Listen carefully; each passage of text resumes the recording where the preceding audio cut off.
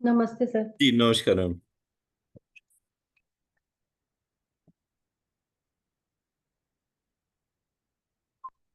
जी, तो कल का मेडिटेशन कैसा रहा आपका? जी जी, मतलब कल बहुत कॉम्प्लिकेटेड टाइप ऑफ थिंग्स मतलब दिख रहा था जो मुझे कुछ समझ में नहीं आ रहा था इतना। जैसे? डिफरेंट टाइप ऑफ कलर्स और shape like that type of which I am not able to recognise what are they. हाँ, तो और वो तो ठीक है। हम और मतलब ऐसा फिर कुछ समय के बाद ऐसा लगा कि मतलब something is moving. Sometimes it is like how we feel when we sit in a train, relative motion, like something is going up और मूविंग अवे और towards like that type of movement. And like when we go across the mountain like that way, it's like something is moving so much. And hmm. at point it felt like I'm stopped, but mountain is moving like that way. It is operating like. हम्म। अब हम internally तो बांध चुके ना अपने आप को। तो जी जो कुछ भी मूवमेंट है वो तो जिस चीज के साथ बंधे हुए हैं उसी तरीके से मूवमेंट होगा ना। जी, मतलब समझ क्या क्या बोल रहे आपने अपने आप को किसी चीज के साथ, मतलब जैसे एक खूंटे से अपने आप को बांध दिया। जी अब खूंटा मूव कर रहा है, जी आप रुके हुए हैं। जी तो जो भी आपको मूवमेंट्स दिख रहे हैं, पता चल रहे हैं, इट इज बिकॉज कि पहले जैसे अर्थ जो है वो रोटेट कर रही है 70-80 हजार किलोमीटर पर सेकंड की स्पीड से। जी आप तो नहीं मूव कर रहे, आप तो स्टेशनरी हो। जी तो जो पूरे दुनिया को चला रही है, पूरे दुनिया में मूवमेंट ला रही है, आपने अपने को उससे बांध लिया। तो कॉन्शियसली बांध लिया, अनकॉन्शियस जी नहीं। जी तो अब वो जो मूवमेंट है, मूवमेंट तो रियल टाइम होगा ना। जी वो मतलब है मेरा। जी एक सेकंड दीजिए मुझे जरा, कि मेरा सुबह का मैसेज रह गया।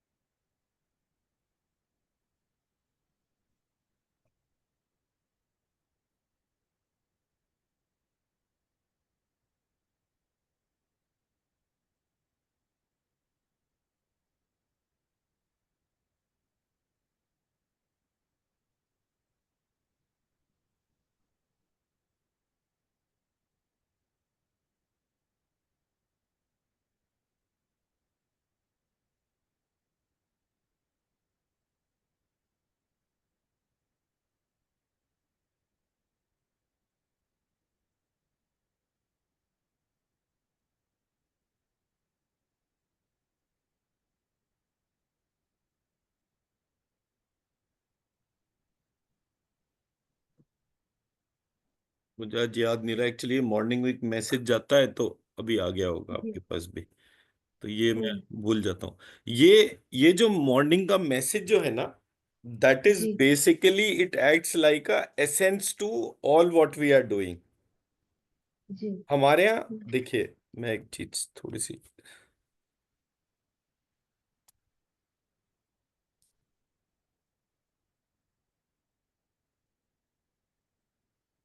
एक एक स्ट्रक्चर जो है, हम लेकर चलें स्फेरिकल बॉडीज, तो आप यूनिवर्स में कहीं भी देखेंगे अर्थ, सोलर सिस्टम, तो अब मेरे पास एक स्टार्स है और एक रिफ्लेक्टर्स है। स्टार्स हो गए, रिफ्लेक्टर्स हो गए, दो ही चीजें हैं ना। जी। एक वो जो लाइट खुद जनरेट कर रहे हैं, और एक हम्म। दूसरे की लाइट को रिफ्लेक्ट कर रहे हैं। हम्म। दोनों का मटेरियल जो है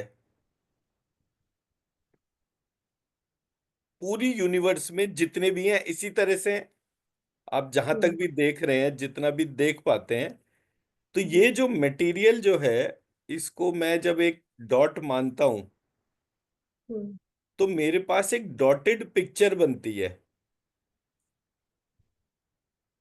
हम्म। तो अब जो डॉटेड पिक्चर है, वो डॉटेड पिक्चर में मुझे स्टार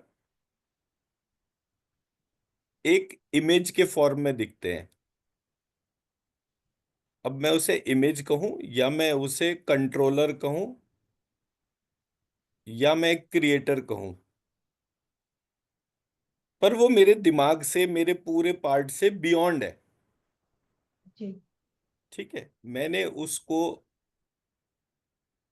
ऑब्जर्व करा और देखा कि उसमें जितने भी स्टार्स थे वो घूम रहे थे या उनमें वाइब्रेशन था।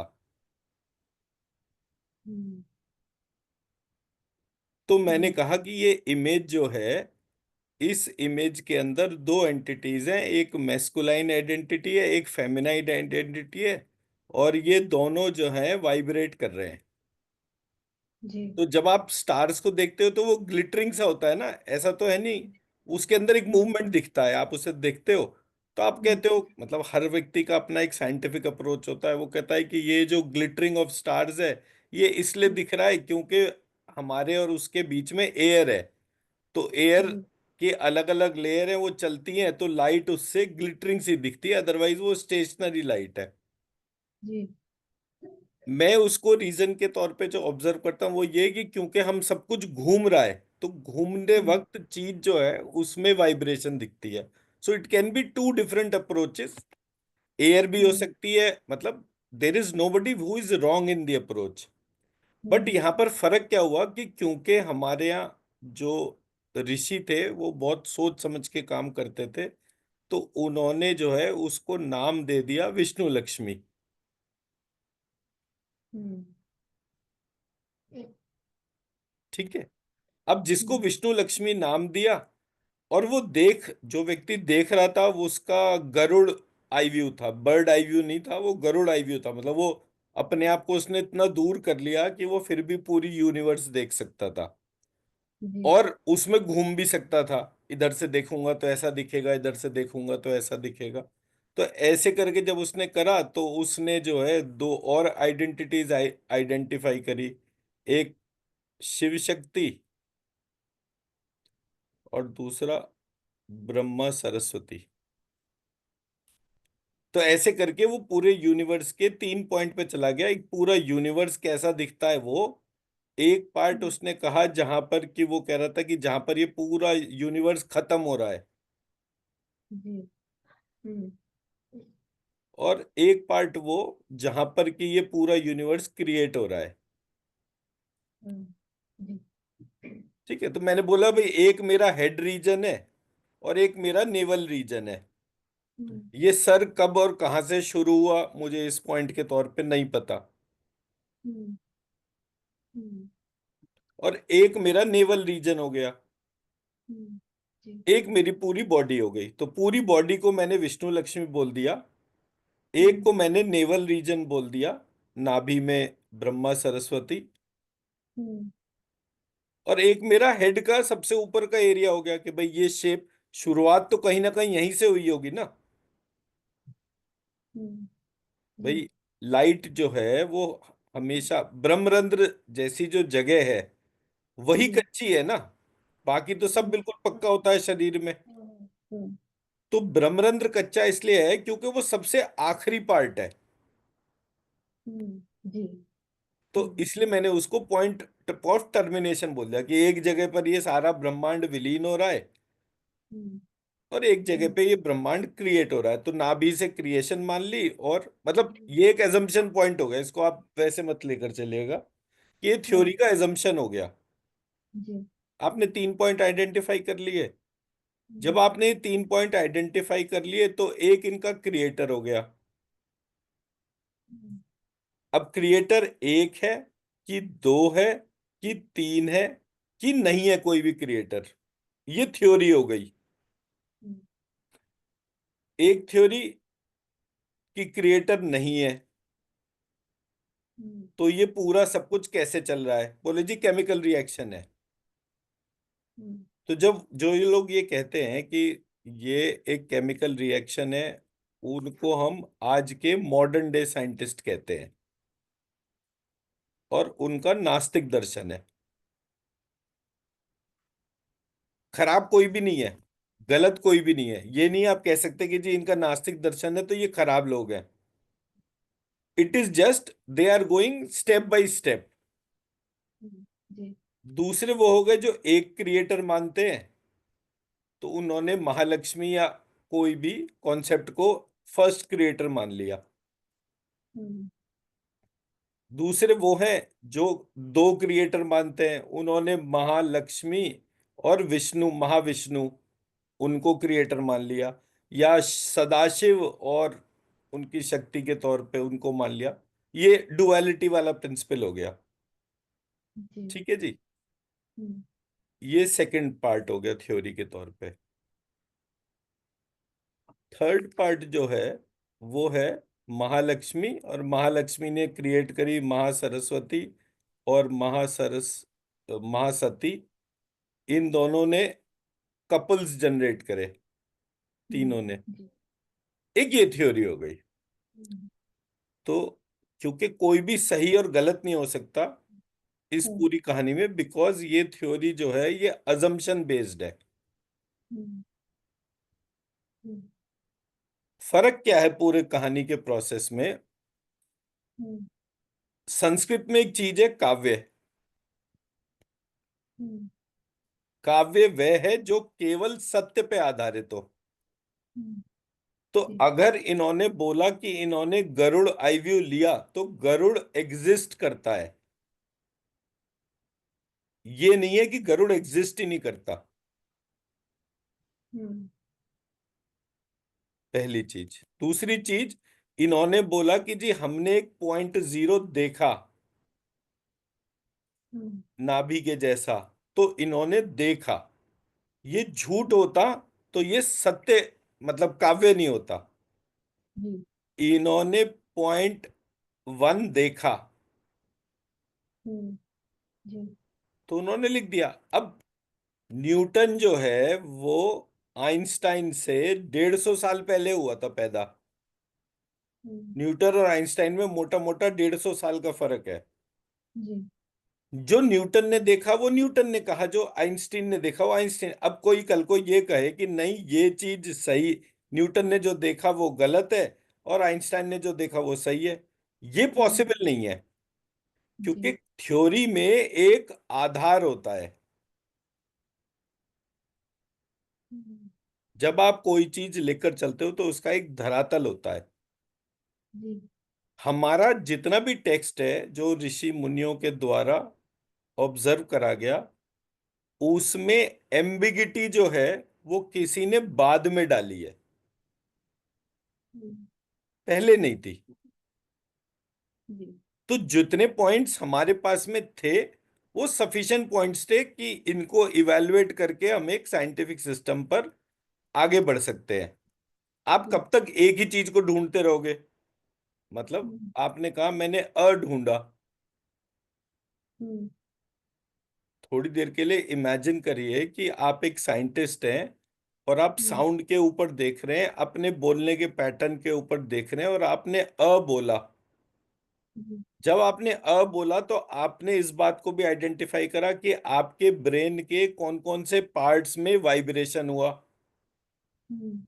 और आपके गले के नीचे जो कुंडलिनी नाड़ी इस तरीके से जो थी उनमें कहाँ वाइब्रेशन हुआ, इस अ हम्म। का कलर क्या था, इस हम्म। अ के साथ में और क्या क्या एसोसिएटेड था। ऐसे करके आपने कंप्लीट पैटर्न आइडेंटिफाई करा। जी। जब वो हम्म। नाड़ियों के गुच्छे देखे, उसकी शेप आपने देखी कि अच्छा ये नाड़ियों के गुच्छे इसी आकार में बने हुए हैं, हम्म। तो आपने अपने शरीर के अंदर जाकर की प्रक्रिया को देखा, समझा। अब आपने अपनी खोज शुरू करी। जी। दूसरा व्यक्ति जब करेगा, तो जब आपने ऑलरेडी ढूंढ लिया तो उसे दोबारा ढूंढने की जरूरत क्यों है? हम्म। वो ये चीज जरूर क्रॉस चेक कर सकता है कि जिसने ढूंढा पहली बार में, क्या हम्म। उसने सही पॉइंट्स और कंप्लीट पॉइंट्स को ऑब्जर्व करा या नहीं। अब सही पॉइंट और कंप्लीट पॉइंट कैसे पता चलता है? कि उसने हेड, नेक और टेल तीनों जी। पॉइंट्स में उसको देखा या नहीं देखा। अगर उसने हेड हम्म। रीजन में ब्रेन के अंदर कहाँ पर वाइब्रेट करता है उसको देख हम्म। लिया, के बाद उसके गले में वाइब्रेशन जो है वो का ह बन गया, तो उसने उसको देख लिया। और नीचे हम्म। वाले पॉइंट्स पर जाकर उसका जो है कहीं पर क के जैसी वाइब्रेशन दे रहा था, कहीं च, कहीं ट, कहीं त, कहीं प। तो ऐसे हम्म। करके उसने गले के नीचे वाले भाग में की वाइब्रेशन को पूरी तरह ऑब्जर्व कर लिया कि हाँ नहीं, ये पहले वाले बंदे का पॉइंट बिल्कुल ठीक है। तो मैं की बजाय के ऊपर अपनी अटेंशन को लेकर जाता हूं। हम्म। तो ऐसे जी। करके उसने जब पॉइंट्स देखे, एक ने ढूंढ लिया, एक ने ढूंढ लिया। इसका मतलब ये तो नहीं है ना कि इसने जो चीज ढूंढी वो इसको खत्म कर देगी। हम्म। हमारे यहाँ साइंटिफिक प्रोसेस में इतनी सी प्रॉब्लम है बस, वो पिछले वाले को जिस आधार पे उन्होंने काम करा है वो उसको एक्नॉलेज नहीं कर रहे। वो ये कह रहे हैं ये वेस्टर्न साइंटिस्ट है, इसकी ये रिसर्च है, ये ठीक है। लेकिन ट्रेडिशनल विजडम प्रैक्टिस में ऋषि ने जो भी रिसर्च करी वो उसको हम्म। एक्नॉलेज ही नहीं करे, बोले ये तो कहानी है। हम्म। कहानी जी। कब कौन कह रहा है, किसने उस ट्रुथ को ऑल्टर करा? हम्म। भाई जो चोर होता है उसी की दाढ़ी में तिनका, हम कहते हैं ना। जी। तो कहीं ना कहीं जो प्रोसेस में डिफरेंस था वो इस वजह से था। अगर एक लॉजिकल डिस्कशन होता, हम्म। हमारे पूरे प्रोसेस में लॉजिकल डिस्कशन नहीं हो रहा। हम्म। भाई आप एक ग्राउंड तो दो बात करने का। आपको लगता है कि मैं इसको प्रूव नहीं कर सकता, तो वो प्रूव करने के लिए ग्राउंड भी नहीं दे रहा कोई। बट ये सिचुएशन थी पास्ट की। नई सिचुएशन जो है उसमें आ हम्म। गया क्वांटम। हम्म। अब इन्हें क्वांटम नहीं पता ये होता क्या है, हम्म। और हजारों करोड़ रुपए खर्च हो चुके। मतलब अकेला इंडिया ही जो है, जो सारा सबसे मरा हुआ देश है क्वांटम की डोमेन के अंदर, वो 6,000 करोड़ रुपए डालकर बैठा हुआ है। अमेरिका ने डाले होंगे शायद 6 की बजाय 60,000, चाइना ने डाले होंगे और 90,000, और ये डालते जा रहे हैं सब। तो जब तक बेसिक फंडामेंटल रिसर्च कंप्लीट नहीं होती तब तक उसमें पैसे डालने पड़ते हैं। तो पूरी दुनिया में क्वांटम पे पैसे खर्च हो रहे हैं लेकिन उनको सॉल्यूशन नहीं मिल रहा, तो वो सॉल्यूशन ढूंढना शुरू हो चुके। हम्म। अब चाइना ने क्वांटम कंप्यूटर बनाया, उसकी स्पीड अमेरिका के क्वांटम कंप्यूटर से 10 लाख गुना ज्यादा थी। अब 10 लाख गुना ज्यादा है तो भला उसकी कमीज मेरी इस कमीज से सफेद कैसे? रैट रेस शुरू हो गई। इस रैट रेस के अंदर आने वाले टाइम में कोई व्यक्ति इस प्रकार का काम करेगा कि वो कहेगा अच्छा, इंडिया के ट्रेडिशनल विजडम को एक्सप्लोर करते हैं। तो जब वो थ्योरी निकलकर बाहर आएगी तो उस थ्योरी के अंदर उस पूरे कोडिंग का बेस छिपा हुआ है।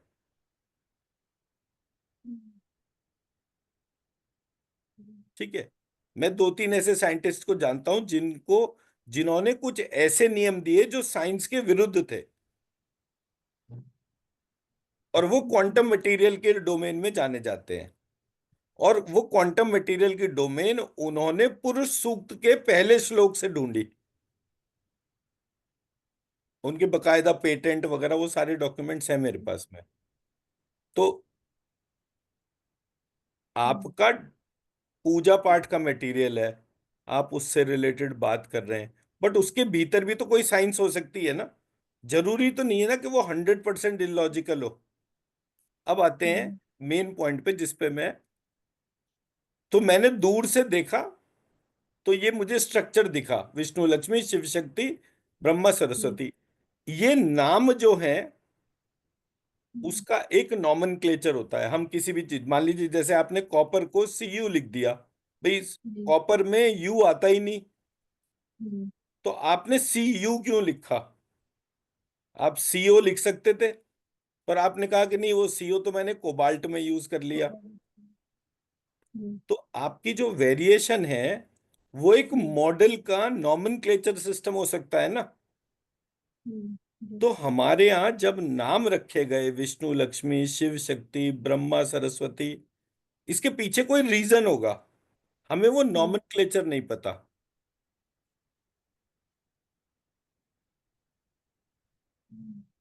हमें नॉमेनक्लेचर ढूंढना चाहिए। मतलब what I am trying to say is कि अगर कोई साइंटिफिक सिस्टम एग्जिस्ट करता था तो उसका कोई नॉमेनक्लेचर तो होगा, उस नॉमेनक्लेचर को ढूंढने में अपनी एनर्जी लगाइए। बट संस्कृत वाले जो हैं उन्होंने ओवरऑल इस तरीके के पूरे प्रोसेस में कोई काम नहीं कर रखा। तो मैंने कहा मेरे पास इतनी पेशेंस तो है नहीं कि मैं ये 500 किताबें अगर संस्कृत में आती हैं तो 500 की 500 पढूं। तो मैं इन सारी किताबों को डिजिटाइज कर देता हूँ यूजिंग AI ML। तो अगर मैं उसको इस तरह से डिजिटाइज कर पाता हूँ तो मेरे पास कंप्यूटर खुद ही इंफॉर्मेशन को देखेगा और उसकी को पायलट के तौर पे मेरा एक स्ट्रक्चर बनना शुरू हो जाएगा। तो अगर मैं कोई क्वेरी प्लेस करूंगा तो वो क्वेरी कहीं ना किसी टेक्स्ट से वैलिडेट हो जाएगी। मैं मेरी बात समझा पाया? अब आते हैं फंडामेंटल स्टोरी पर कि मेरे पास एक कॉजल बॉडी है। वो कॉजल बॉडी को मैंने नाम दिया महालक्ष्मी। और वो महालक्ष्मी जो है उसने एक मटेरियल क्रिएट करा। कौन सा मटेरियल? जिससे ये स्टार्स और रिफ्लेक्टर बनते हैं।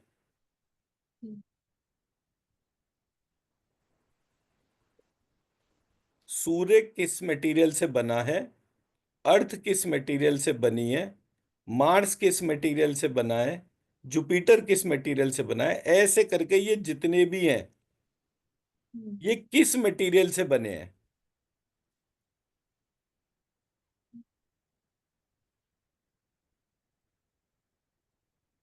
अब ये मटेरियल जो है इसको जब आप ध्यान से देखें तो द थ्योरी इज कि सूर्य जो है उसमें एक विस्फोट हुआ और उसमें मल्टीपल पार्टिकल्स निकल गए। Multiple particles in the form of moon, Jupiter, Saturn and all the material. अब इन सबके निकलने से अर्थ के ऊपर एक लिविंग प्रोसेस ऑब्जर्व हुआ। प्राणों की उत्पत्ति हुई, बारिश हुई, फसल हो गई, वो फसल लोगों ने खा ली, उनकी सांस चलती रही, उनके वो भोजन के तौर पर काम, एक एंडलेस प्रोसीजर क्रिएट हुआ। और ये पैटर्न पूरे यूनिवर्स के अंदर कॉमन है।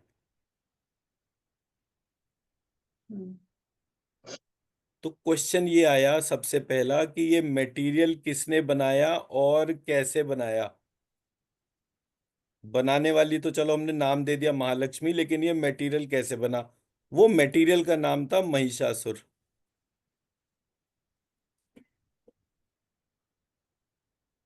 बना कहाँ था, देवी के अंदर बना था।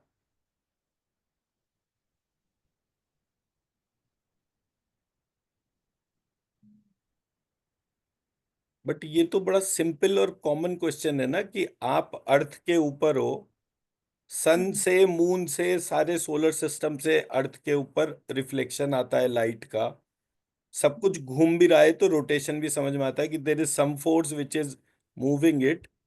बट ये मटेरियल किसने बनाया।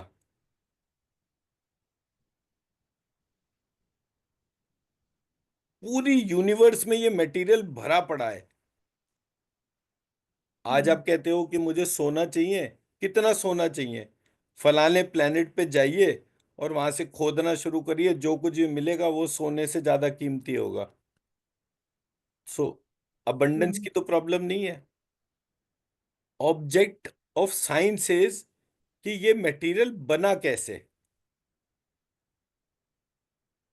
हम्म, आपने थ्योरी दी कि जी एक एग था, हम्म, वो फूट गया। फूटने पर जो है उसके स्प्लिट जो थे, उस स्प्लिट से पूरी यूनिवर्स बन गई। जो सुपरनोवा और ये सारी जो कहानियां आप सुनते हैं, हर हम्म, थ्योरी जो है जिसको भी आप सुनेंगे उसमें एक पार्ट बेसलेस अजम्पशन है। प्लीज पानी दे देना इसमें। हर पार्ट जो है वो एक बेसलेस अजम्पशन है, बट अजम्पशन है। हम्म, अब बेसलेस अजम्पशन किस तरह से चल रही है उसको आप जब पढ़ेंगे तो आपको पूरा पार्ट पता चलेगा। लेकिन जब मैंने इस वाले पार्ट को देखा समझा, तो मुझे जी, पता चला कि हमारे यहाँ जो स्ट्रक्चरिंग थी, उस स्ट्रक्चरिंग के तौर पे ये एक पार्ट ऑफ स्टोरी हो गया। दूसरा पार्ट ऑफ स्टोरी क्या था। दूसरा पार्ट ऑफ स्टोरी ये था कि ये पूरे प्रोसेस में विस्फोट तो हो गया। हम्म, आपने एक थ्योरी बनाई, सुपरनोवा बनाया, या फिर एक बोला कि एक वो क्या कहते हैं, डार्क,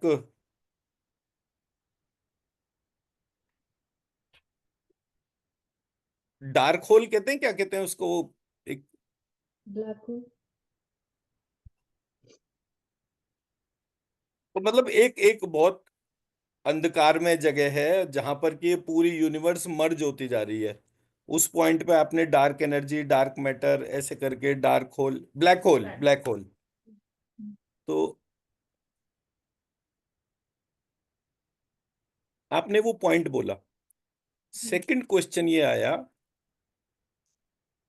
कि ये एग जो है ये फूट तो गया। अब ये किसी भी मटेरियल से बना, बट ये एग फूट गया। इसके पार्टिकल पूरे यूनिवर्स में फैल गए। तो ये एक कांस्टेंट प्रोसेस से कैसे मूव कर रहा है।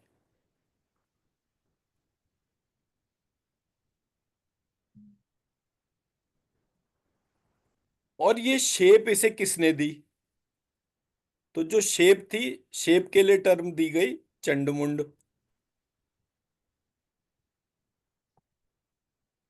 चंड जो था वो उसका मुंह था, वो सॉरी स्पे वो स्फेरिकल बॉडी डिजाइन था।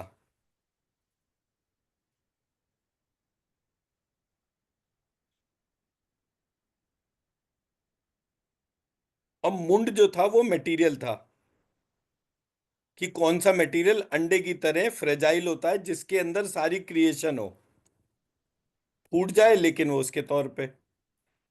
अब ये जो पार्ट है जिसको हम बात कर रहे हैं, डिस्कस कर रहे हैं, ये एक साइंटिफिक ऑब्जर्वेशन है। इस पॉइंट तक अपना ध्यान कोई पूरी यूनिवर्स के ऊपर लेकर गया, ये वेस्टर्न साइंटिफिक वर्ल्ड में कहीं नहीं है।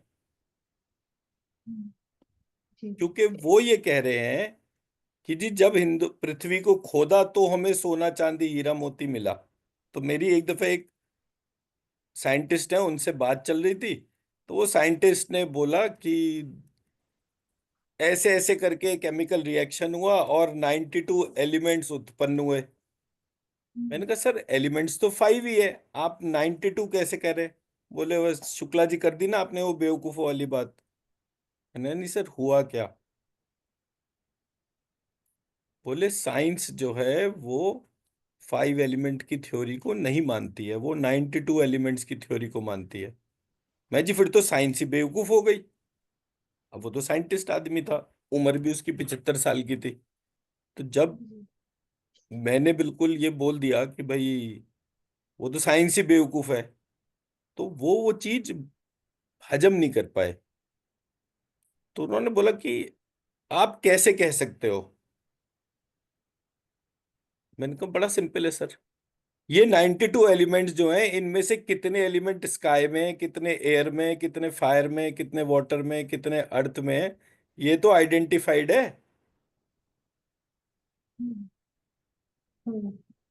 भाई आप ऑक्सीजन की सांस की बात कर रहे हैं, एयर एलिमेंट हो गया, उसमें कितनी ऑक्सीजन है, कितनी नाइट्रोजन है, कितनी सल्फर है, कितनी फास्फोरस है, आपको थोड़ी पता है।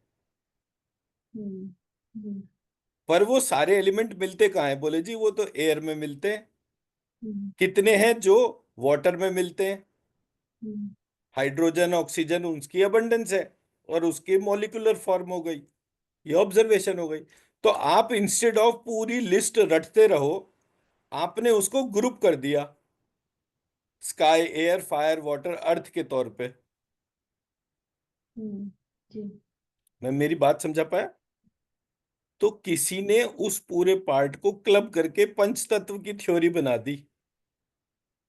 जिसने ये थ्योरी बोली, उसका जो विजन था, उसका जो देखने का तरीका था, वो गरुड़ आई व्यू था। उसने केवल पृथ्वी के एलिमेंट्स को नहीं देखा, उसने यूनिवर्स के एलिमेंट्स को देखा। और हो सकता है 92 एलिमेंट्स की बजाय 1000 एलिमेंट्स हो पूरी यूनिवर्स के अंदर, अजम्पशन के तौर पे बोल रहा हूं। बट उसने इंटेलिजेंटली चीजों को सिंप्लीफाई सिंप्लीफाई करने के लिए उसने एक 5 एलिमेंट थ्योरी दे दी। मैं मेरी बात समझा पाया? अब ये 5 एलिमेंट्स थे, या इसके साथ टाइम, डायरेक्शन, आत्मा और मन, 9 एलिमेंट्स थे। ये क्वेश्चनेबल डोमेन है, आप इस पे क्वेश्चन कर सकते हो। लेकिन आप क्वेश्चन कब कर सकते हो? जब आप इस पूरी डोमेन में इस बात को एक्नॉलेज करो कि ह्यूमंस कहां कहां पर हैं। क्या कोई ऐसा प्लैनेट या सोलर सिस्टम है जहां पर कि ह्यूमंस हैं? जब आप ह्यूमन को देख रहे हो तभी आपको मन, आत्मा, टाइम, डायरेक्शन, अब आपको अगर ये देखने को ही नहीं मिला तो ये कैसे मिलेगा? पर जी। जिसने गरुड़ आई व्यू लिया था उसको तो पता था।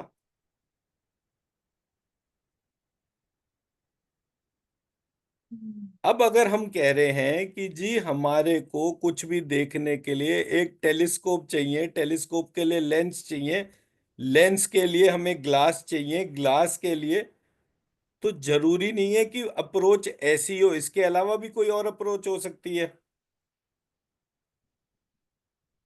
अगर कोई अप्रोच थी तो वो हमें ढूंढनी चाहिए थी। मैं मेरी बात समझा पा रहा हूं? तो ये कहानी में दुर्गा सप्तशती का जो रोल प्ले था, मतलब मैं दुर्गा सप्तशती को सबसे ज्यादा वैल्यू इसलिए करता हूं बिकॉज एक को पढ़ने से आप पूरे यूनिवर्स के सेटअप को आइडेंटिफाई कर सकते हैं। किसी ने पूरी कहानी को स्टोरी ऑफ डेमन्स बना दिया।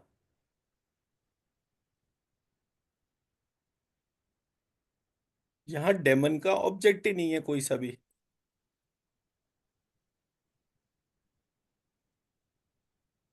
तो सारी दुनिया में मारकाट मची पड़ी थी, लोग युद्ध लड़ रहे थे, तो तो जितने भी साइंटिस्ट थे उन्होंने पूरी थ्योरी को क्लब करके एक सिंप्लीफाइड टेक्स्ट बनाकर घर घर तक रिलीजन की डोमेन में दे दिया।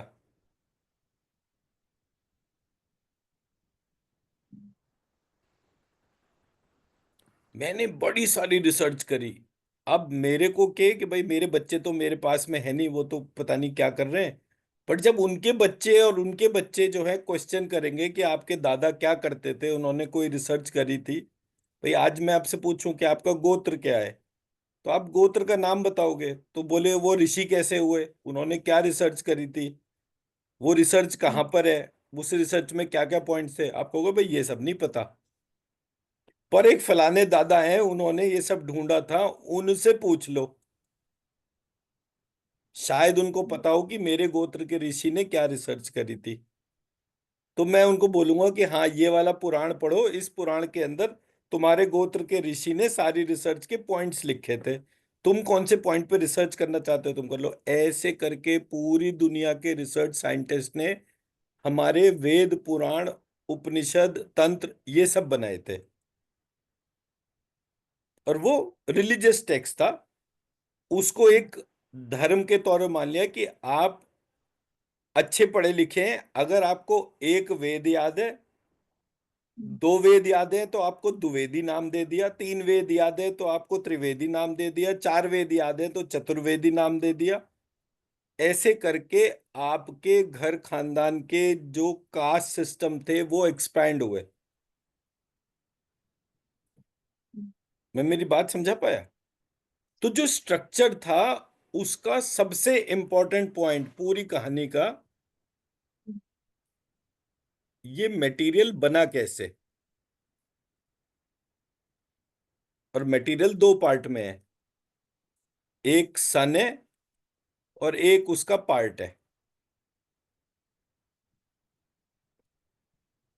एक को सन बोला और दूसरे पार्ट को जो है मरकरी बोल दिया, बुध। जी। अब दो थ्योरी है, एक कहता है सूर्य का पुत्र जो है वो बुध है, एक थ्योरी कहती है सूर्य का पुत्र जो है वो शनि है।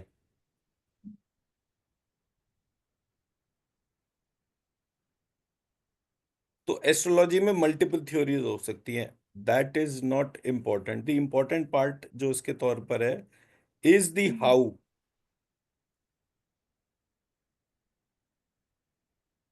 सूर्य के बाद दूसरा सूर्य होता है, इस डोमेन को हम मनवंतर कहते हैं। ये समझ में आ गया। लेकिन सूर्य के बाद जो मटेरियल छिटक कर बना, उसी में गुरु शुक्र शनि चंद्रमा जी। बुध मंगल ऐसे करके बने ना। जी। ये जो बने, ये बने तो सूर्य के मटेरियल से ही। जी। और सूर्य कॉन्टिन्यूस जल रहा है। सूर्य के ऊपर अगर आप सूर्य का वीडियो देखोगे यूट्यूब पर जाकर, इस सरफेस ऑफ सन करके आप वीडियोस देखेंगे, तो सूर्य के अपर लेयर के ऊपर एक जी। न्यूक्लियर रिएक्शन हो रहा है। जी। Hydrogen to helium helium. हाँ, तो वो जो न्यूक्लियर रिएक्शन हो रहा है उससे जी। ये पता चलता है कि सन इतनी लाइट क्यों जनरेट कर रहा है। हम्म। अब सन जो इतनी लाइट जनरेट कर रहा है, क्या उस पे एक बार कोई न्यूक्लियर रिएक्शन खुद हुआ या किसी ने किया?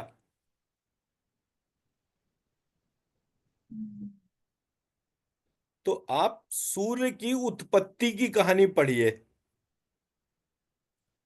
सूर्य की उत्पत्ति किससे हुई? अग्नि से हुई। उसके बाद विश्वकर्मा ने उसको काटकर एक प्रॉपर शेप दी, और उस शेप से ये सूर्य चंद्रमा सूर्य की छाया ऐसे करके वो एट्रीब्यूट्स उत्पन्न हुए। ये पूरी स्टोरी है एक। बट जब आप इस तरीके की स्टोरीज को देखते हैं और उसके स्ट्रक्चरिंग को आइडेंटिफाई करते हैं, तब आपको पता चलता है कि हाँ यहाँ पर कोई चीज हो रही थी।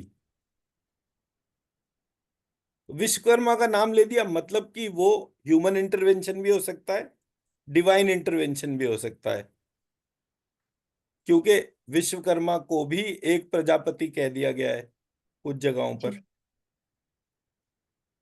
तो प्रजापति या प्रज्ञापति? मैं मेरी बात समझा पा रहा हूं? जी। तो जब आप कोई एक एस्पेक्ट को पढ़ते हैं, उसके साइंटिफिक एस्पेक्ट को पढ़ते हैं, उसको खोजना बहुत इंपॉर्टेंट है। मैं ये अल्फाबेट्स का चेंज और ये जितनी भी चीजें कर रहा हूं, कि मैं सूर्य को जो है सूर्य ना कह के सूर्य कह रहा हूं, तो अगर मैं ऐसा कह रहा हूं तो इसका मतलब मैं ये खोज कर रहा हूं ओरिजिनल टेक्स्ट कैसा था, जिससे हमें ये पता चले कि इस स्टार का मटेरियल, इस रिफ्लेक्टर का मटेरियल क्या था। क्योंकि मेरे देश में जो ऋषि थे वो इतने इंटेलिजेंट थे कि उन्होंने हर चीज को सोचा और हर चीज डॉक्यूमेंटेड है। अगर पल्सार जी। 22 है, 5 और मिलेंगे सो 27 हो जाएंगे, और मेरे नक्षत्र की थ्योरी मैप होती है, जी। तो मुझे 5 पल्सार ढूंढने में कोई टाइम थोड़ी लगेगा। मुझे पता तो हो गया ना कि 22 ढूंढ लिए, 5 और ढूंढने हैं। कहां पर ढूंढूं, क्या करूं, वो पॉइंट्स हो गए।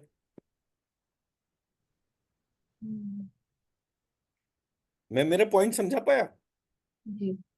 तो जो हमारे संस्कृत के डॉक्यूमेंट्स थे जो दुर्गा सप्तशती के तौर पे मिले, उसको जब आप पढ़ें, उसको जब आप ध्यान करें, हर चीज को एक एटीट्यूड ऑफ ग्रेटिट्यूड के तौर पे उसका आभार माने, तो वो आपसे बात करेगा। आप कहें अरे मैं महिषासुर से बात करूंगी, कई सारी काली शक्तियां मेरे अंदर आ गई, मेरे भी बाल ऐसे खड़े हो गए, तो फिर मैं क्या करूंगी, ऐसा कुछ होगा ही नहीं। It is just a depiction. वो जो चेंज है कि महिषासुर जो है कभी ह्यूमन फॉर्म में आ गया, कभी वो भैंसे की फॉर्म में आ गया, ऐसे करके उसने मल्टीपल फॉर्म्स अपनी चेंज करी। इट इज जस्ट कि वो सूर्य का मटेरियल और रिफ्लेक्टिव मटेरियल्स जो थे। अब स्फेरिकल बॉडीज हैं कौन कौन सी? All kind of comet stars, ऐसे करके आप लिस्ट डाउन कर सकते हैं ना, जी। कि मतलब जो भी स्पेस में है क्या क्या, स्टार हो गए, प्लैनेट्स हो गए, उनकी सैटेलाइट्स हो गई, यहां तक तो ठीक है। इसके अलावा क्या क्या है, ये तो कई सौ लाइट ईयर्स तक ढूंढ चुके ना, देख चुके। जी।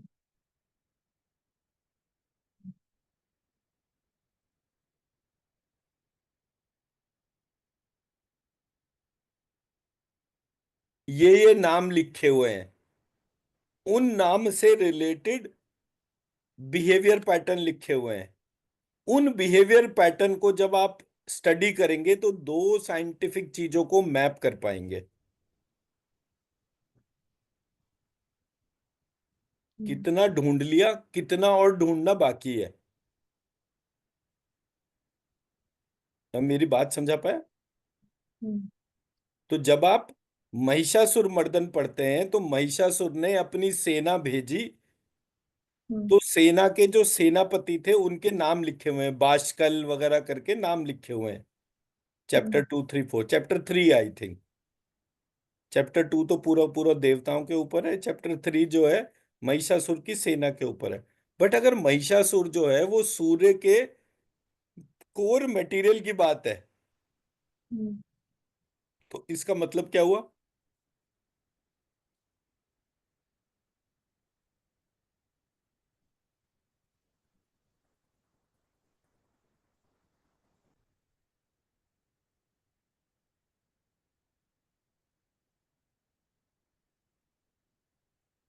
तो जब आप एप्पल टू एप्पल कंपैरिजन करेंगे, आपकी सोच बहुत प्रोग्रेसिव होनी चाहिए।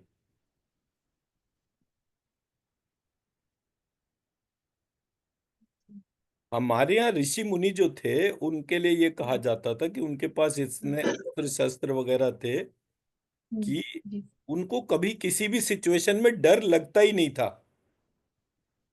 हम्म, तो जब उन्हें किसी सिचुएशन में डर लगता नहीं था तो उन्होंने असुर की फॉर्मेशन ही क्यों होने दी? हम्म, हम्म,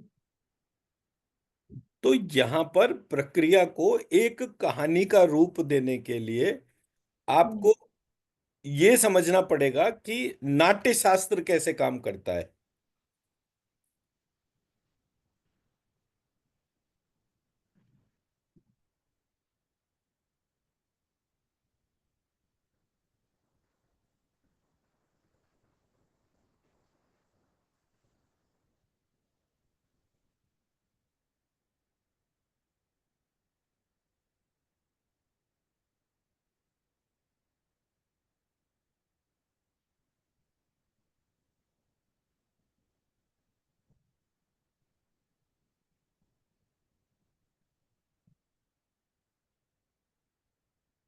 काव्य के पार्ट्स ये गूगल कर लीजिएगा।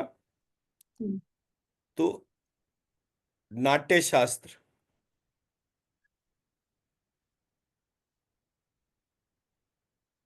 इसमें एक नायक होता है, एक नायिका होती है, एक प्रॉब्लम होती है, उस प्रॉब्लम का सॉल्यूशन नायक करता है, इसके लक्षण होते हैं, इसके लक्षण होते हैं, प्रॉब्लम के डिस्क्रिप्शंस होते हैं। तो अगर नायक है तो एक खलनायक भी होगा ना। हम्म, जी।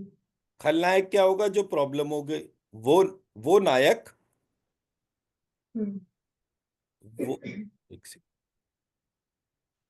वो नायक जो प्रॉब्लम का पार्ट है, वो नायक जो सॉल्यूशन का पार्ट है। एक को हम्म, नायक बना दिया, एक को खलनायक बना लिया। हम्म, तो जब आप नाट्य शास्त्र के एलिमेंट्स पढ़ेंगे, काव्य को पढ़ेंगे, तब आपको ये पता चलेगा कि एक अच्छा टीचर जो होता है वो स्टूडेंट को एक कहानी सुनाता है और फिर उस कहानी में सारी मैपिंग करता है। हम्म, पंचतंत्र की आप जब कहानी पढ़ेंगे हम्म, तो वहां पर एक प्रॉब्लम है। राजकुमार मूर्ख थे।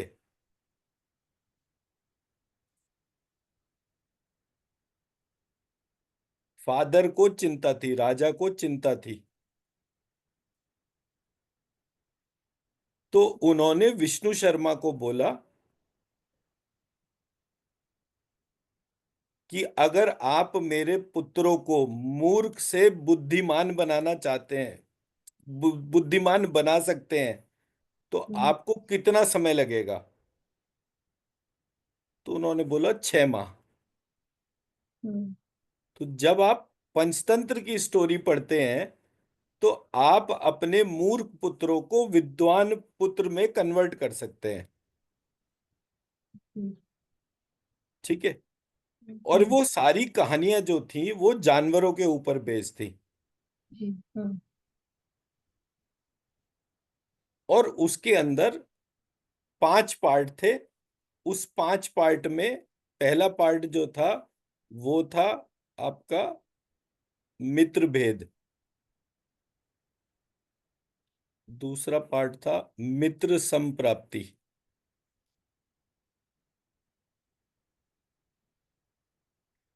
तीसरा पार्ट था काकोलियम। चौथा पार्ट था लब्ध प्रणाश। पांचवा पार्ट था अपरीक्षित कारक।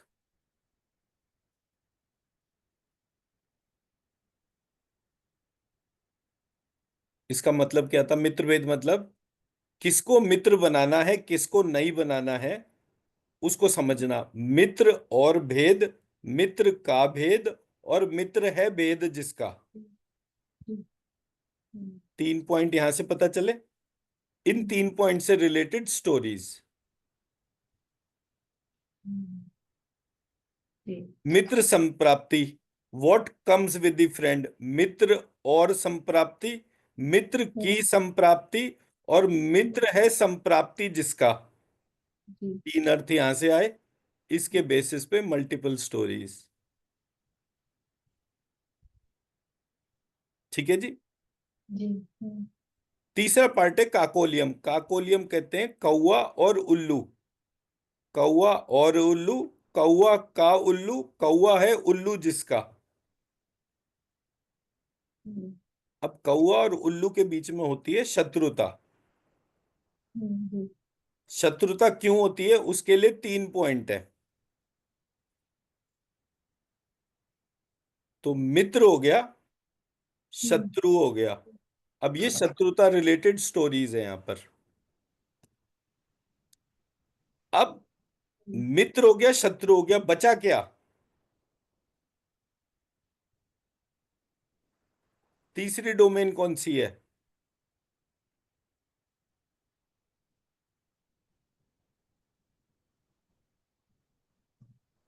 अगेन 3 मीनिंग है यहां पर।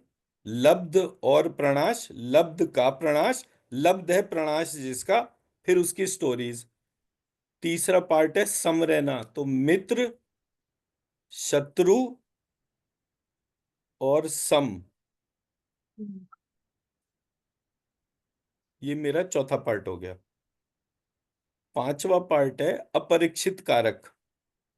अब यहां तो सारे वो थे, समास थे। अपरीक्षित कारक में समास नहीं था।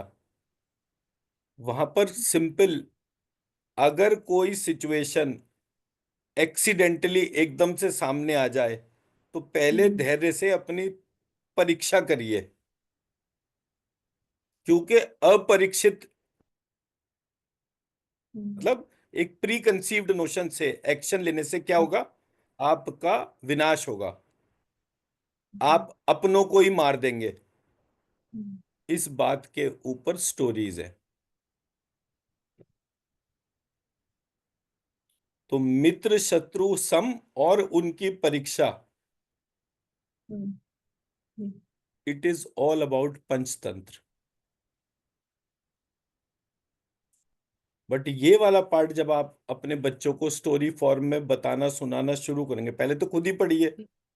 हाँ। खुद पढ़ने के बाद जो है वो बच्चों को पढ़ाइए। तो जब बच्चों को पढ़ाएंगे तो आप मूर्ख को विद्वान बना सकते हैं। विद्वान को ब्राह्मण बना सकते हैं, ब्राह्मण को ऋषि बना सकते हैं, ऋषि को प्रज्ञापति बना सकते हैं।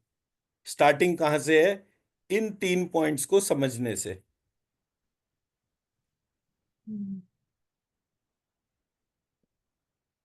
और पंचतंत्र की कहानियां सबने पढ़ी होती हैं, कोई ऐसी जी। चीज नहीं है। हाँ। बट वो स्ट्रेटेजिकली इतनी इंपॉर्टेंट है, उसके अंदर इतना सारा पार्ट है, ये मुझे तब पता चला जब मैंने उनके संस्कृत वाले वर्जन्स पढ़े। और ऐसा नहीं कि संस्कृत में ही है, वो संस्कृत हिंदी दोनों वर्जन में है। मैं आपको पीडीएफ भी शेयर कर दूंगा, मुझे याद दिला देना, तो मैं पीडीएफ का लिंक भी शेयर कर दूंगा। जी।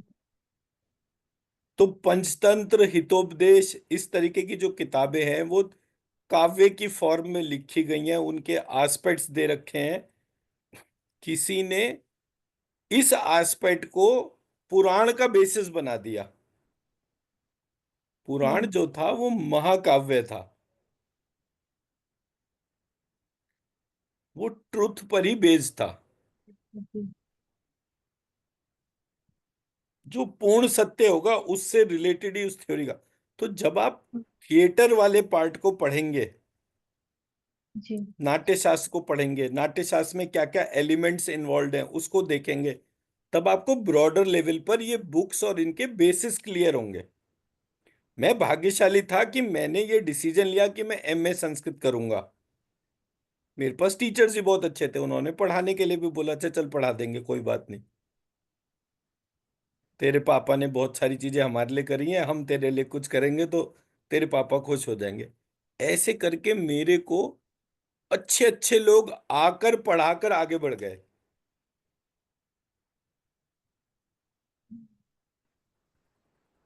मैं मेरी बात समझा पा रहा हूं?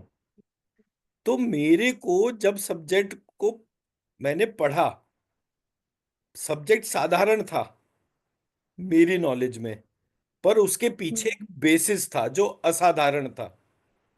आज कितने माँ बाप की ये प्रॉब्लम है कि वो अपने बच्चों को मूर्ख से इंटेलिजेंट बनाना चाहते हैं। हम्म, कितने माँ बाप की प्रॉब्लम है। अगर भारत में इस बात का एक रेवोल्यूशन बनाने की बारी आए, तो ऐसा कोई हम्म, माता पिता नहीं मिलेगा जो अपने बच्चों को एक्सेप्शनली इंटेलिजेंट ना बनाना चाहता हो। हम्म, बट एक्सेप्शनली इंटेलिजेंट बनाने का प्रोसेस क्या है ये किसी को नहीं पता। बट अगर वो प्रोसेस इतना सिंपल है जितना सिंपल पंचतंत्र है, तो हम्म, आप सारे कॉरपोरेट्स में कल को स्टोरी टेलिंग ही एक वर्कशॉप लेंगे तो भी करोड़ों कमा लेंगे।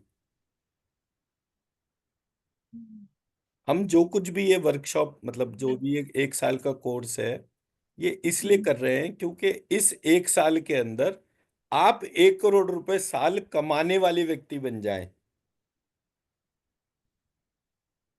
हम्म, अगर आप 1 करोड़ रुपए साल के कमाते हैं after leaving your job for let say 10 years, 10+ years, तो ये कमाई होगी। 10 साल आपने बच्चों को अच्छी तरह टाइम दिया, और टाइम देने हम्म, का, उस टाइम के यूटिलाइजेशन का, तो आपने अपने आप को फिर से 1 करोड़ के वैल्यू के हिसाब से बना लिया। 1 करोड़ की वैल्यू कैसे कि अगर आप 10 साल लगातार जॉब करते तो आज आपका सैलरी इंक्रीमेंट होकर सब कुछ कॉन्टिन्यूस मानकर 1 करोड़ का वैल्यू बैठता। तो जी, 1 करोड़ आप अपनी वैल्यू को समझ के कैसे अपने आप को स्ट्रक्चर करें, इसके लिए कोई ना कोई तो थॉट प्रोवोकिंग अप्रोच होगी ना, हम्म, जो आप किसी भी स्थिति में आइडेंटिफाई करें कि हाँ ये चीजें, ये इन पॉइंट्स के ऊपर काम करके मैं मासिव ट्रांसफॉर्मेशन कर सकती हूँ। और फिर कॉर्पोरेट्स में वर्कशॉप शुरू कर दीजिएगा। वर्कशॉप्स में पहले बच्चों के ऊपर टेस्ट कर लीजिएगा, फिर बड़ों के ऊपर, और फिर टॉप प्रोफेशनल्स के ऊपर, फिर रोल मैपिंग के ऊपर। ऐसे करके एक अप्रोच आ गया।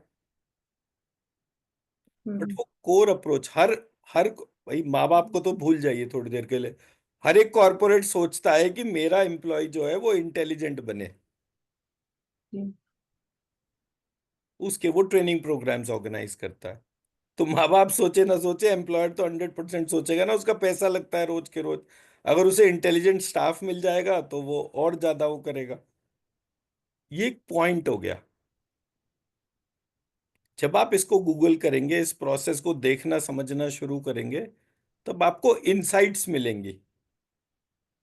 फिर उन इनसाइट से आपको आपके भीतर क्या क्या चेंजेस करने हैं सो दैट कि आप वो इनसाइट्स डेवलप कर सके, उस पार्ट को जी, आइडेंटिफाई करना होगा।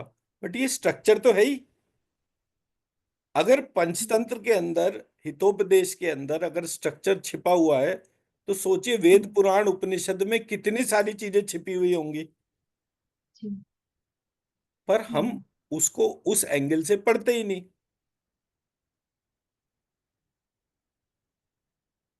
आपने थोड़ी कभी सोचा होगा कि महिषासुर के बाद आप कॉस्मोलॉजी के सबसे बड़े रहस्य को एड्रेस कर पाएंगे। सोचा था कभी? हम्म, तो मैं मेरा पॉइंट तो एक्सप्रेस कर ही पा रहा हूँ ना। हम्म, जो साइंटिफिक जर्नी है, वो साइंटिफिक जर्नी आपको आइडेंटिफाई करनी है कौन से पार्ट को आप डिकोड करेंगी, क्योंकि ये इनर वाइब्रेशन का कहानी है। हम्म, आपके भीतर कौन है, महिषासुर है, चंड मुंड है, मधु कैटव है, कौन है आपके भीतर जिसको डिकोड करने में, क्योंकि ये एक लाइफ का काम नहीं है। मेरा भी ये एक लाइफ का काम नहीं है। ये पिछली लाइफ में या उससे पहले कुछ ना कुछ ऐसा होगा जो मैं आज इतनी जल्दी इस प्रक्रिया को पकड़ पाया। तो अगर मैंने आज एक प्रक्रिया पकड़ी है, तो इसका मतलब लास्ट लाइफ या उससे पहले किसी भी लाइफ में आपने भी कोई ना कोई पार्ट पकड़ा होगा। तभी तो ब्राह्मण के घर में जन्म हुआ ना। अगर अदरवाइज किसी क्षत्रिय वैश्य उनके यहाँ भी तो हो सकता था। आपका नाम चिन्मय मित्तल या चिन्मय अग्रवाल होता तो नाम और बाकी सब तो ठीक है, लेकिन अंदर का कोर चेंज हो जाता। और कोर जो है वो अट्रैक्ट करता है अंदर का। हर चीज के लिए अट्रैक्ट करने के लिए आपको सूर्य ज्यादा अट्रैक्ट करता है या रिफ्लेक्टर ज्यादा अट्रैक्ट करते हैं? आइडेंटिफाई करिए। फिर इन दोनों को कंबाइंड करिए। कंबाइंड होने के बाद ये क्रिएट हो, तो क्रिएट होने के लिए एग को हम्म बनना पड़ेगा। एग के लिए एग का खोल क्या होगा? हम्म वो खोल जो है वो चंडमुंड था।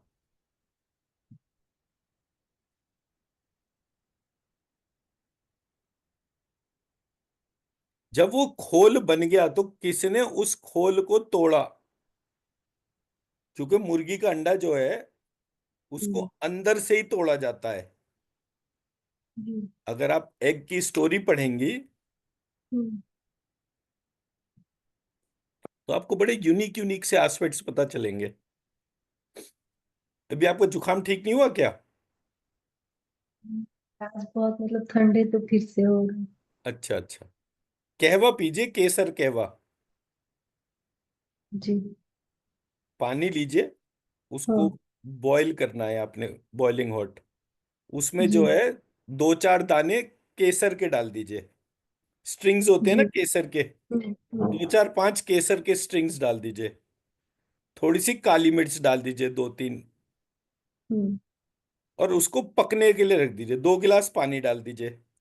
जब वो जी। पानी जो है 2 गिलास के बजाय 1 गिलास रह जाए, अच्छा, 4-5 तुलसी अगर हो तो तुलसी के पत्ते डाल दीजिए। हम्म, और जब वो 2 गिलास से पानी बॉयल होकर 1 गिलास रह जाए, उसको पी लीजिए सिप कर करके। जैसे चाय पीते हैं ऐसे ही उसे सिप कर करके पी लीजिए। जब आप जी। पियेंगे तो उसके बाद आपको जो है वो एकदम से आराम आ जाएगा। फिर नेक्स्ट अकरेंस जब हो रही है फिर दोबारा ऐसे ही कर लीजिए। तो 4-4 घंटे के बाद इस तरह से उसको पी लीजिए। 2 दिन जी। मुश्किल से आपको पीना पड़ेगा, और ये सारा हम्म, कुछ जो है ये कचरा साफ हो जाएगा। जी। ठीक है ना? हम्म, कमिंग बैक टू, तो मैंने जब उसको पढ़ा तो मैंने सबसे पहले शाप और श्राप, ये 2 टर्म लिखी होती है हमारे यहाँ। जब आप जी। संस्कृत के कोई पार्ट पढ़ते हैं तो वहां पे लिखा होता है शाप विमोचन, और हाँ। दूसरी टर्म होती है रात। श्राप। हम्म, धार्मिक ग्रंथों में कहीं भी आपको ये टर्म नहीं मिलेगी। हम्म, शाप विमोचन लिखा अब। हो। शाप विमोचन का मतलब होता है decoding, material to be decoded. जैसे खुल जा सिम सिम, तो जब मैं जी। खुल जा सिम सिम की कमांड बोलूंगा तो हम्म, दरवाजा खुल जाएगा। हम्म, उसके अलावा मैं कुछ भी बोलूं, सिम सिम खुल जा खुल सिम हम्म, सिम, कुछ भी बोलूं तो वो नहीं खुलेगा। तो दरवाजा कब खुलता है? जब आप उसके ऋषि, देवता, हम्म। इन सब का नाम जब लेते हैं तब वो दरवाजा खुलता है। तो इसीलिए साप विमोचन के बाद ऋषि के नाम लिखा जाता है। जी बस। जी। तो मैंने जब देखा तो मैंने कहा किताब तो ठीक है, लेकिन मैं मार्कंडे ऋषि का नाम ही नहीं ले रहा। तो मैंने हम्म, मार्कंडे ऋषि का नाम लिया, मार्कंडे ऋषि के बाद बाकी ऋषियों का नाम लिया। फिर मार्कंडे पुराण खोल के पढ़ा। तो मैं जहाँ बैठता हूँ साइड में एक छोटी सी मेरी अपनी पर्सनल लाइब्रेरी है। उसमें 1000-2000 किताबें होंगी, लेकिन सारी बढ़िया बढ़िया मेरे गुरुजी ने क्योंकि इकट्ठी करवा दी थी, तो वो मेरे पास ही थी। तो जब मैंने वो सारे कुछ वो डेवलप करा तो मेरे को इनसाइट्स मिलने शुरू हो गए। मेरे अंदर की इनर वॉइस में मार्कंडे ऋषि या बाकी जो भी ऋषियों के नाम में लेता जाता, वो कोई ना कोई एक इंडिकेशन देता।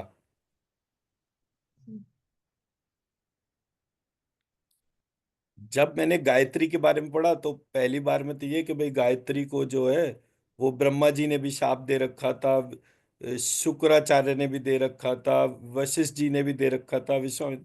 मैंने कहा अजीब बेवकूफ लोग हैं, एक तो देवी की उपासना करते हैं ऊपर से उन्हें श्राप भी दे देते हैं। पर वो श्राप नहीं था, वो शाप था। और क्योंकि वो शाप था उसका मतलब था कि उस देवी के ध्यान करने से पहले उन ऋषियों हम्म, का नाम लीजिए। जब आप उन ऋषियों का नाम लेंगे, हम्म, तो मैंने फिर गायत्री मंत्र को जब डिकोड करा तो गायत्री मंत्र में 24 अल्फाबेट्स थे, और हर अल्फाबेट्स के साथ एक ऋषि का नाम था। जी। तो मैंने वो ऋषियों के नाम लेने शुरू करे। तो मेरा वत्स गोत्र है, तो वत्स गोत्र का ऋषि का नाम वहां पर लिखा हुआ भी था। तो मेरा एकदम से, अरे ये तो मेरे गोत्र के ऋषि ने ये ढूंढा है, तो ऐसे करके एक हम्म बॉन्ड बन गया। मैं और मन से पढ़ने लग गया। हम्म तो डीपर डीपर, मोर डीपर ऐसे करके, मतलब मेरा ऑब्जेक्टिव था समुद्र की तली तक जाना। पर हम्म, मैं जितना भी नीचे गया, जी। उस नीचे जाने में मुझे फियर ऑफ ऑक्सीजन जो है उसको छोड़ना पड़ा। मैं डूब जाऊंगा, ये फियर ही नहीं था, नहीं तो नीचे जा ही नहीं पाता। हम्म, तो ऐसे करके मैंने ये प्रक्रिया को जब देखा, तो मुझे बहुत सारी चीजें पता चली।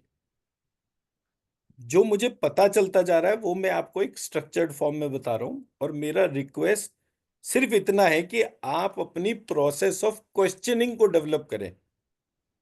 अगर आप मेरे वर्जन को फॉलो करेंगे हम्म, हाँ, तो प्रॉब्लम, हम्म, मतलब फिर आप अच्छे हीलर नहीं बनेंगे।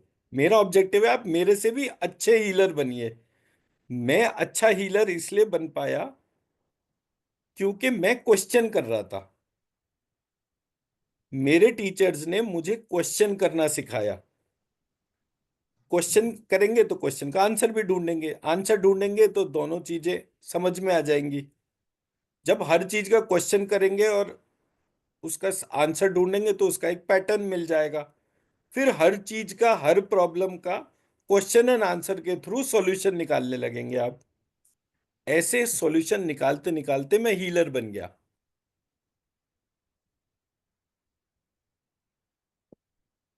मेरा ऑब्जेक्टिव मैं समझा पाया। जी। पंचतंत्र को ढूंढिए, नाट्य हम्म शास्त्र को ढूंढिए। नाट्य शास्त्र के अंदर कौन कौन से पात्र होते हैं उसको अपने नोट्स के फॉर्म में बना लीजिए। माइंड मैपिंग कर लीजिए। ये सारी की सारी चीजें जो हैं, इन दी लॉन्गर, मतलब 1 साल के पीरियड में जी। हम इस तरीके के प्रैक्टिकल प्रोजेक्ट्स करेंगे। जी। मैं मेरी बात समझा पाया? मैं आपको एक किताब, हाँ। 2 किताब, मतलब जैसे मेरे गुरुजी ने मुझे 100-200 किताबों के तौर पे बता दिया, ऐसे करके हम्म हम 5, 10, 15, 20, 25 जो जो आप बुक्स को चॉइस मानती हैं उसको हम्म लिस्ट डाउन करेंगे, उसके क्वेश्चंस निकालेंगे, उन क्वेश्चंस के आंसर ढूंढेंगे। प्रैक्टिकल प्रोजेक्ट बन जाएगा। पंचतंत्र उठाएंगे, उसके प्रॉब्लम्स को आइडेंटिफाई करेंगे, सॉल्यूशंस को आइडेंटिफाई करेंगे, और उस मैपिंग को यूटिलाइज कर लेंगे। तो इस तरीके से जब आप पुराण को देखेंगे,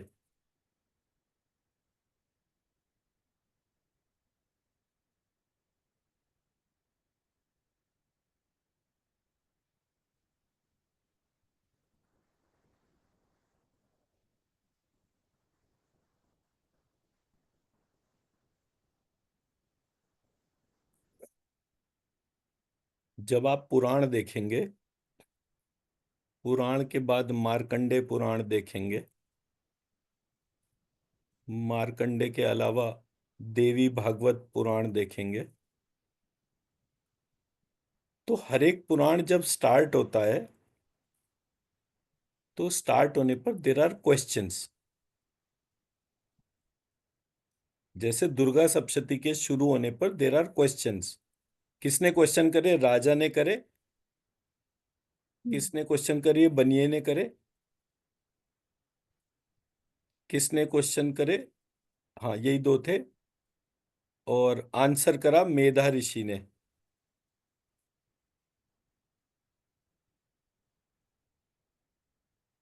एंड उन्होंने एक प्रॉब्लम स्टेटमेंट बताया।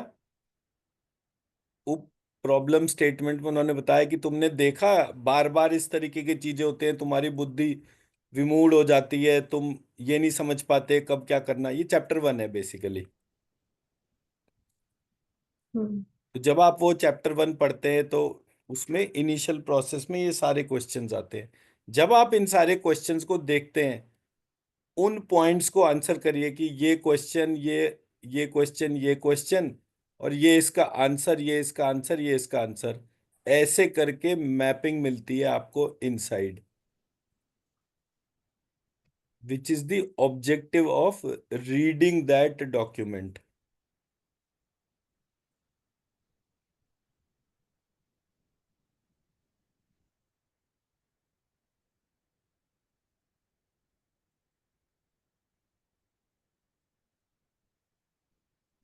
मैं मेरी बात समझा पाया?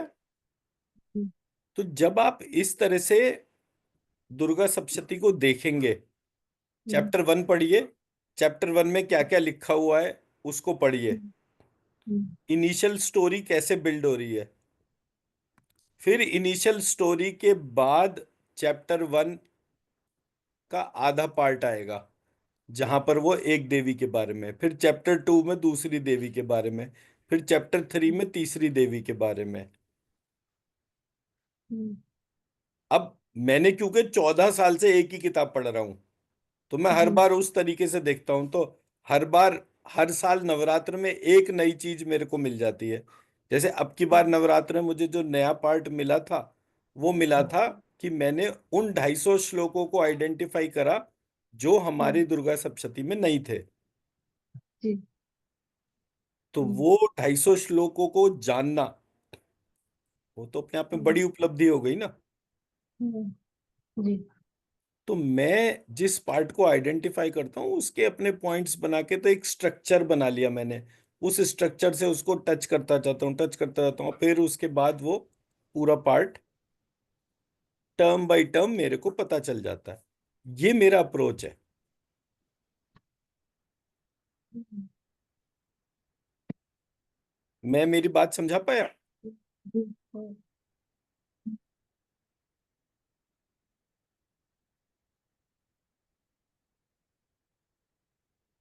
तो आज जब आप दोबारा दुर्गा सप्तशती पढ़िए एक दफे बैठकर, तो हम्म, आप सबसे पहले उसके पात्र को ध्यान करिए।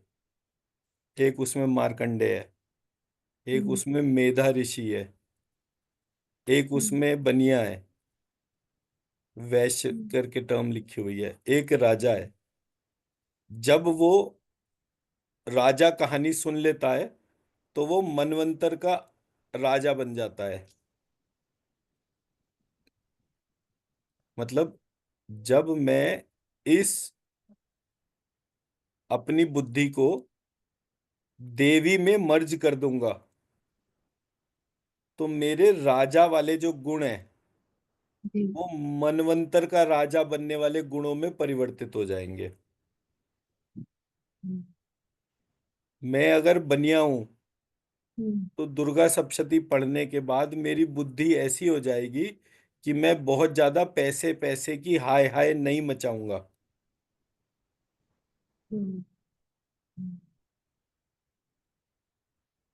जब मैं मेधा ऋषि हूं, तो हम्म, मैं पूरे दुनिया को उस डिवाइन से कनेक्ट करूंगा, क्योंकि जब मैं दुनिया को डिवाइन से कनेक्ट करूंगा तो मेरी अंदर की डिविनिटी बढ़कर हम्म, जागृत हो जाएगी। जी, और मार्कंडे ने तो देवी को या शिव को जानने के बाद ही परपिचुअलिटी देखी ना, एज वाइज। हम्म, तो बाय रीडिंग दिस प्रोसेस आपको कैसे पता चलेगा कि आपका बेस, तो आप हम्म, सबसे पहले महिषासुर को डिवाइन मटेरियल के तौर पे आइडेंटिफाई करेंगे, फिर आप चंड मुंड को, उनको देखेंगे। ऐसे करके आप एक एक पॉइंट को ऑब्जर्व कीजिए। जब आप इन बड़े बड़े क्वेश्चंस के आंसर डिकोड करना शुरू कर देंगे, और आपकी साइंटिफिक बुद्धि, मेधा बुद्धि है ना यहाँ पे, जी, 5 प्रकार की बुद्धि होती है। 5 प्रकार की बुद्धि होती है: बुद्धि, मेधा, प्रज्ञा, ऋतंभरा,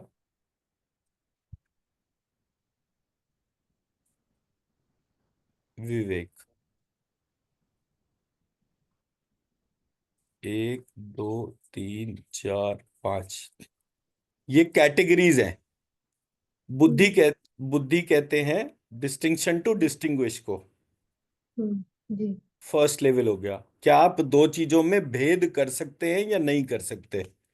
दूसरा लेवल हो गया विवेक, डिस्टिंक्शन टू डिस्टिंग्विश को अक्वायर करना, कि आप हर सिचुएशन में दो सिचुएशंस को आइडेंटिफाई कर लें। जैसे मैंने बोला महिषासुर को ओरिजिनल मटेरियल से कंपेयर करना, उसकी वेरिएशन को देखना, उसमें प्राण तत्व को महसूस करना। So all that is impacting the approach. तीसरा पार्ट है मेधा।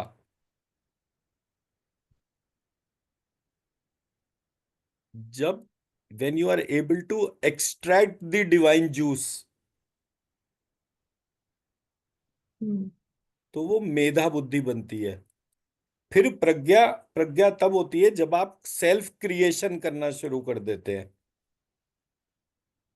हम्म ऋतंबरा तब होता है जब आप खुद ही डिवाइन बन जाते हैं। आप हम्म जिस चीज को छूते हैं वो वाली चीज इंटेलेक्चुअल में कन्वर्ट हो जाती है। तो ऐसे 5 प्रकार की बुद्धि हैं, और इन सब बुद्धियों के परे ब्रह्मा है और सरस्वती है।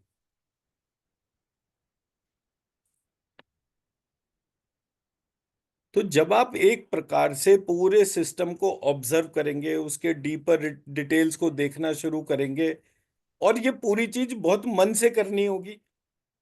अरे इतना हम्म सारा काम है मुझे एक साल में, अरे मेरे को तो करना ही नहीं। अगर ये वाला पार्ट होगा तो ये सारी की हम्म सारी चीजें आपको हम्म फायदा ही नहीं देंगी।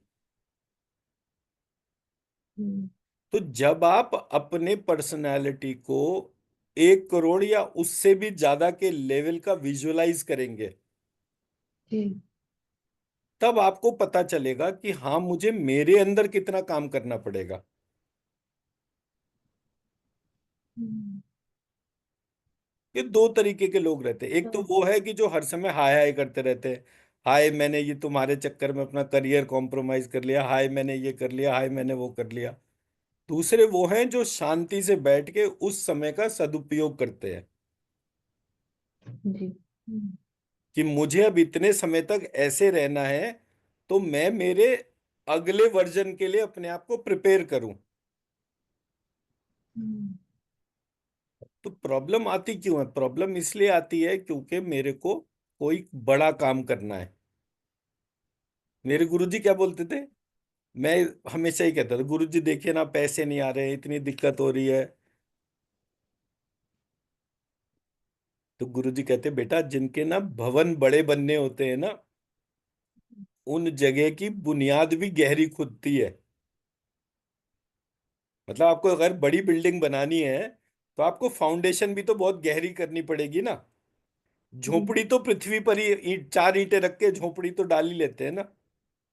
झोपड़ी के लिए थोड़ी फाउंडेशन बनाई जाती है। जी हम्म तो अगर बड़ी फाउंडेशंस बनानी होती हैं तो आपको जो है, जब आपके भीतर खोदना पड़े तो आपको परेशान नहीं होना चाहिए। हम्म तो जब आप इस तरीके से अपना सोच और प्रोसेस में चीजों को लाएंगे, तो आप देखेंगे कि हम्म। कितना सीरियस ट्रांसफॉर्मेशन आप जनरेट कर पाते हैं। मैं मेरी बात समझा पाया ना? तो एक एग्जांपल दीजिए जो मतलब कैसे काम करना है। सपोज आप लिखे कि महिषासुर का डिवाइन मतलब मटेरियल कैसे कनेक्शन बैठता है, मतलब पढ़ने पर देखना है। वो एक एग्जांपल मुझे देख के एक समझा सेकंड, दीजिए। हम वो खोल लेते हैं ना, हमने जो दुर्गा सप्तशती का एक पीडीएफ करा था ना।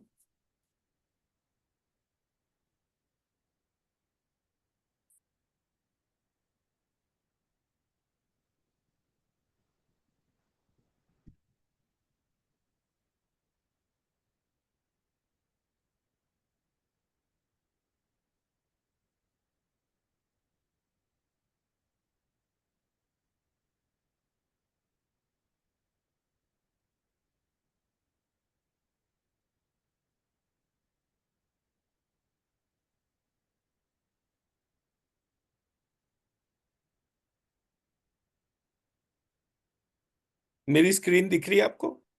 जी ये मैं दुर्गा सप्तशती खोल रखी है, दिख रही है? जी हाँ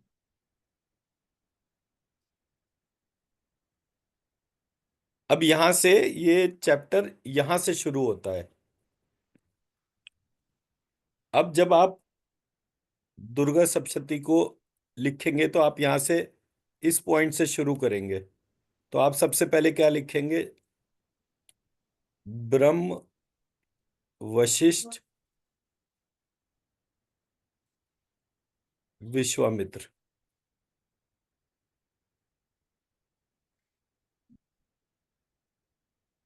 ये तीन ऋषियों के नाम आ गए पहली लाइन में। जी। मधु कैटभ,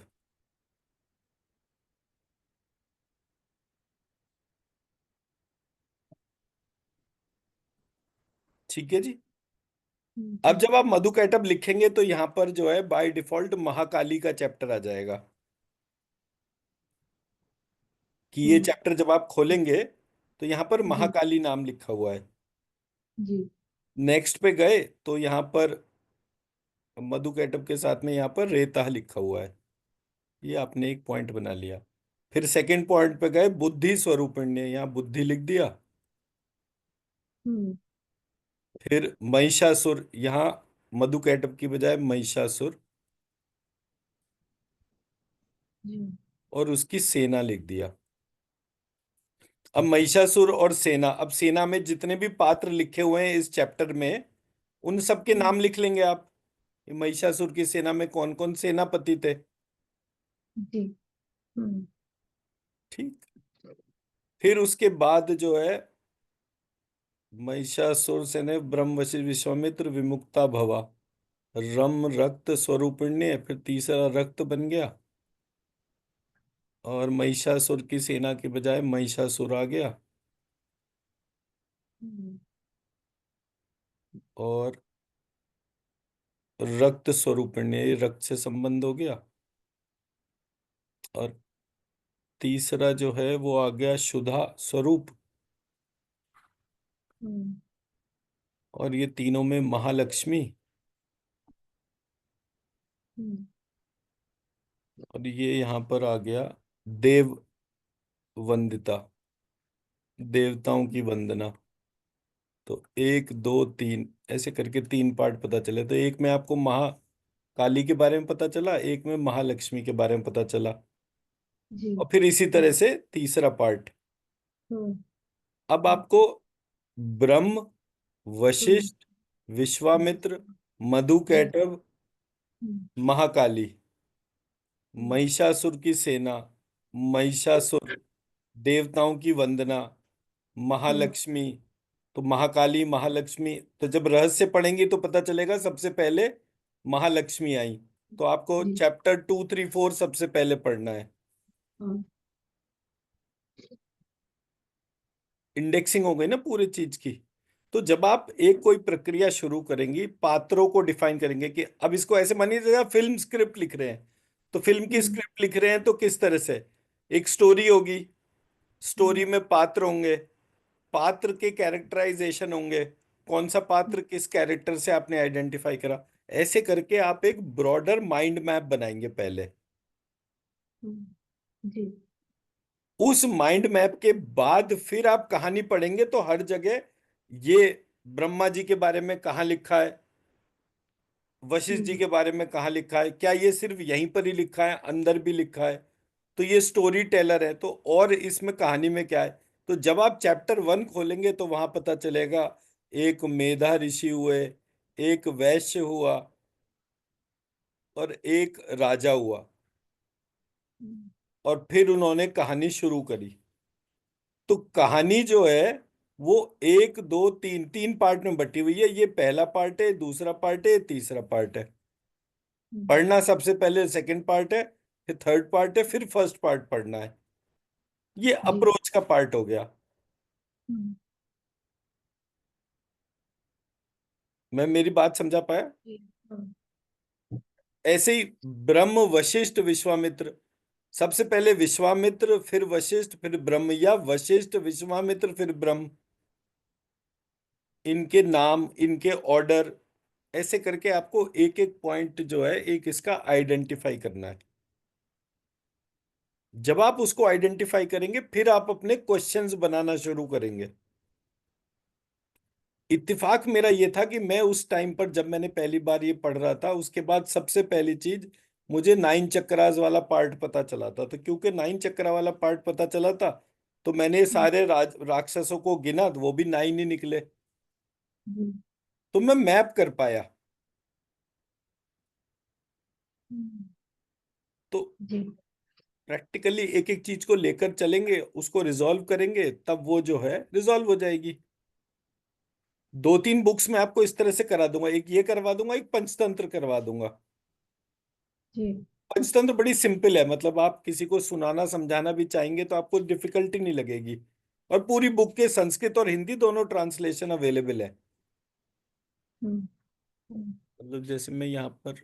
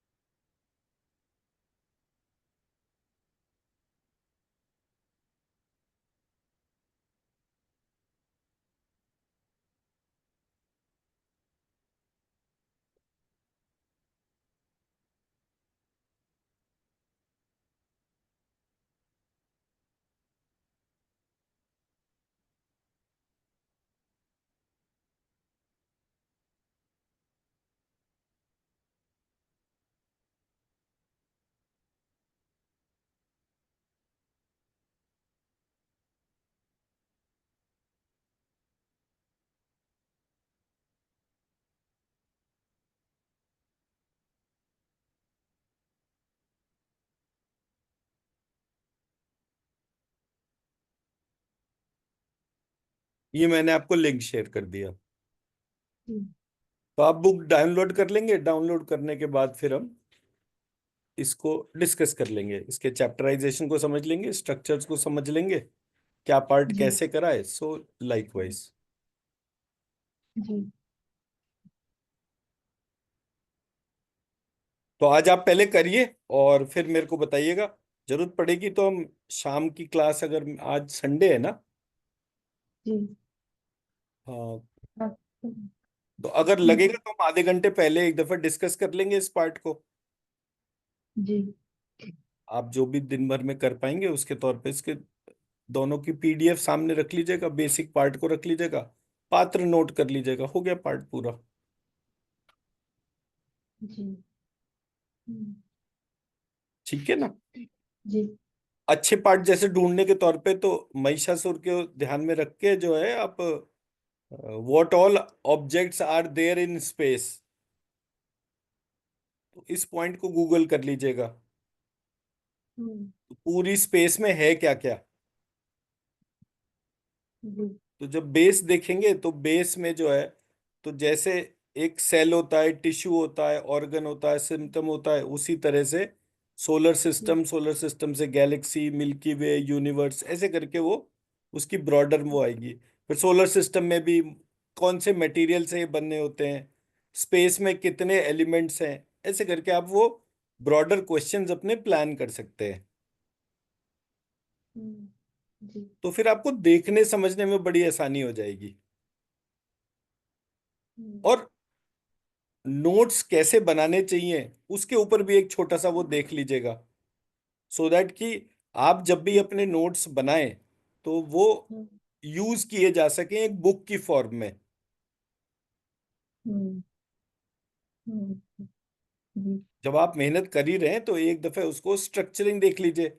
स्ट्रक्चरिंग करने के लिए मतलब आपके नोट्स किस तरह से होने चाहिए, वो चैट जीपीटी वगैरह कोई सा भी यूज करेंगे तो उसमें मिल जाएगा। जब हाँ नोट्स बनाए तो उसके साथ में जो है इनका पीपीटी या वो इमेज क्रिएटर्स जो आते हैं एआई हम्म, टूल्स के तौर पे, एक टूल को जी वैसे रख लीजिए अपने, उसके शायद पेड वर्जन लेने पड़ेंगे आपको।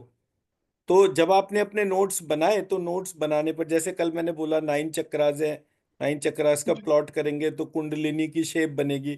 तो वो चीज हम्म, आप चैट जीपीटी को बोलेंगे तो वो ज्यादा अच्छी तरह बना कर दे देगा। तो जब आप अपने हम्म, नोट्स बना रहे हैं तो वो इमेजेस और वो सेव करते चलिए, तो 1 साल के अंदर ये एक बुक की फॉर्म में आ जाएगा।